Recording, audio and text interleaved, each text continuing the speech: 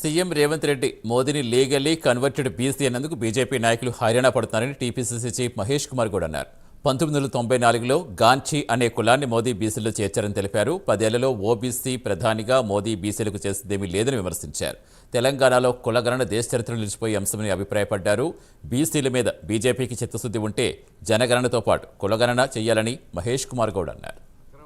రేవంత్ రెడ్డి గారు మాట్లాడింది, మోడీ గారు పుట్టుకతో ఓబీసీ కాదు, 94లో వారు మోడీ గాన్సీ అనే కులం తేలీ కులాన్ని ఓబీసీ జాబితాలో గుజరాత్ ప్రభుత్వం చేర్చడం జరిగింది. తర్వాత 99-2000 సంవత్సరంలో జాతీయ స్థాయిలో కూడా ఈ కులాన్ని అగ్రవర్ణం కులంగా ఉన్న తేలీ కులం మోడీ గాన్సీని బీసీలో చేర్చడం జరిగింది. ముఖ్యమంత్రి గారు అన్నది కూడా మోడీ గారు పుట్టుకతో బీసీ కాదు, లీగలీ బీసీగా 94లో కన్వర్ట్ అయినారు. ఇదే విషయాన్ని బీజేపీ ఎంపీలు కూడా అంగీకరిస్తూ ఉన్నారు. అది అరవింద్ కానీ కిషన్ రెడ్డి కానీ వారు కూడా చెప్తుంది మోడీ గారి యొక్క కులాన్ని 94లో ఓబీసీలో చేర్చినారని.